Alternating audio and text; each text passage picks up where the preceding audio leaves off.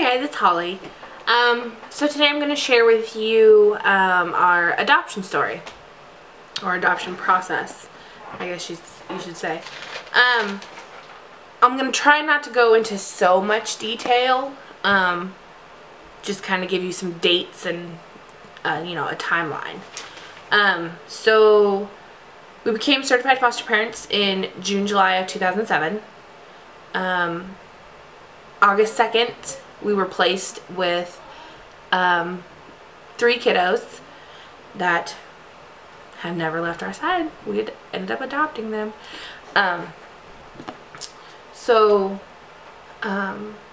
We were placed with them in August of 2007. They started school in September. We moved to a bigger house October of 2007, just because when we were first placed with them, we just had a 2-bedroom house, and so we ended up moving to a 4-bedroom house. November, December 2007, we found out that mom was pregnant with her 4th child, and we would be getting that child as well. And that baby was due sometime end of July, beginning of August. The kids were having weekly visits. Sorry. The kids were having weekly visits with their bio mom.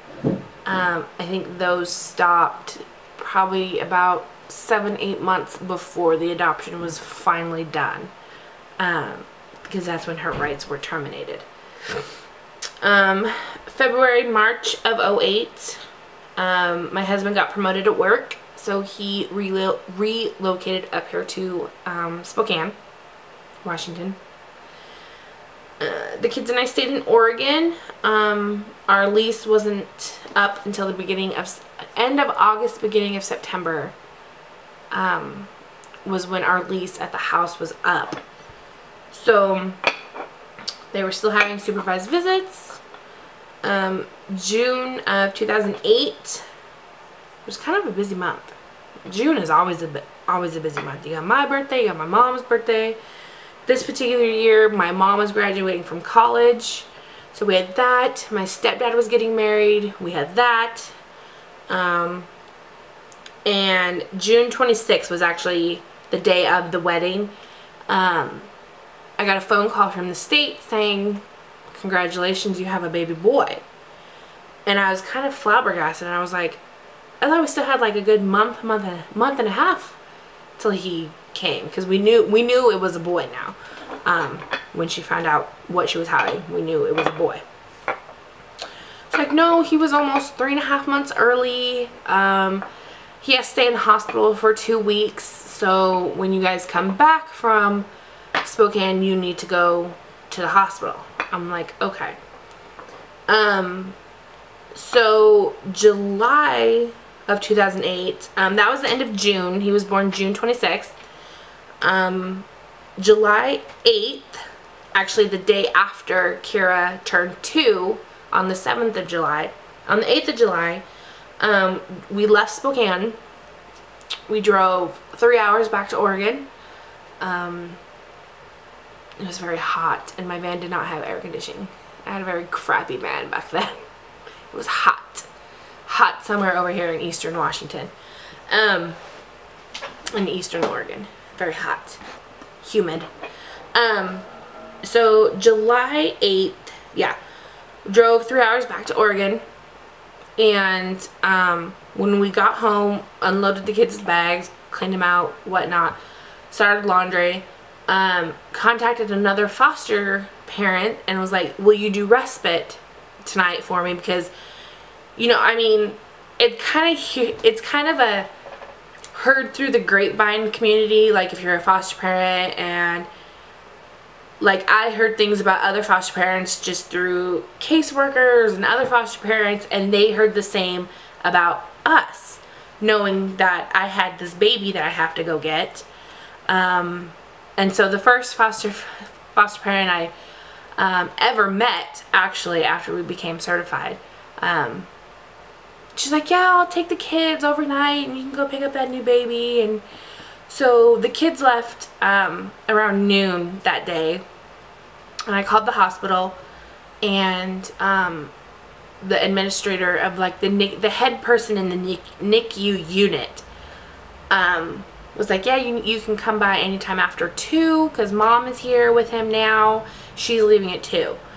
I'm like, okay. So I left my house around 1, got the diaper bag and car seat ready and stuff like that. Drove about an hour. She didn't deliver at the local hospital just because he was early and premature, and the hospital's not very equipped to deal with premature babies. So she was ambulanced to the neighboring state, I guess you can say, because it's only like a 20-minute from my house, not even like a 10-minute drive to over the bridge into Washington. So she was ambulanced to the medical center in Richland, Washington. So I got there a little after 2. I went in the back way and walked into the NICU unit, and there was a lady dressed all in a suit, all professional looking, and I'm like, yeah, you know, I'm Holly, such and such sent me from the state of Oregon, and you know, I'm here to pick up Kanan. And she's like, oh, okay, yeah, we know who you are. You literally just missed mom 5 minutes ago. And she was not happy that you get to take him home. I'm like, oh, such is life, I guess. Oh well. I did not feel sorry for her. So paperwork, I filled out paperwork and stuff like that, and my kids are now being riled and crazy.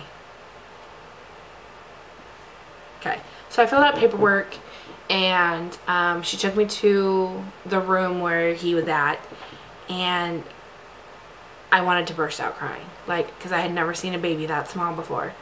And the nurse was in there changing him, and she'd wrapped him up and handed him to me. He had wires all over him, and no feeding tube. He was feeding from a bottle very well. The only thing that they did warn me about is when I did feed him, if his machine started making a loud alarm sound, that meant that he was too busy sucking the bottle and not breathing. So you had to obviously take the bottle out and kind of get him to catch his breath. It only went off once with me though. So I ended up staying 24 hours, 2-hour feeding, every 2-hour feedings. Which I guess had to get me used to it, I guess. I only missed 1 feeding though, and the nurse came in. I must have not heard my alarm because I had set my alarm for every 2 hours. I don't think I heard my alarm. Out. Out.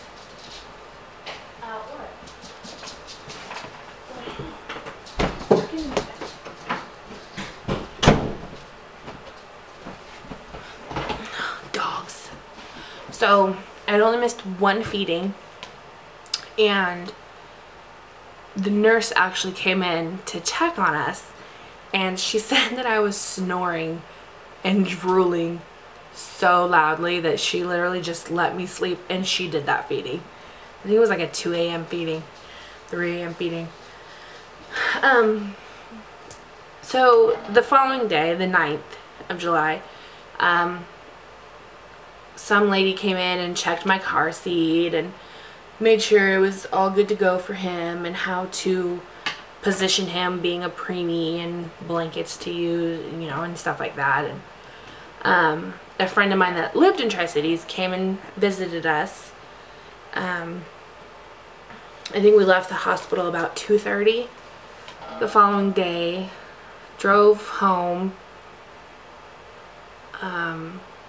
The kids actually didn't end up getting home till like 7 to 8 o'clock that night. So we had quite a few hours just me and him, just bonding, the skin on skin, you know, just bonding. And from the get-go, we bonded pretty well. He never had the boob. He was bottle fed from minute 1. She did pump, and with the weekly visits she would send home breast milk pumped in the bags, but I was told by the caseworker to not feed it to him. So I'm going to end this video now because my battery light is flashing, so I can charge my battery, and I will work on part 2, which gets more into the good stuff. So I'll see you guys part 2.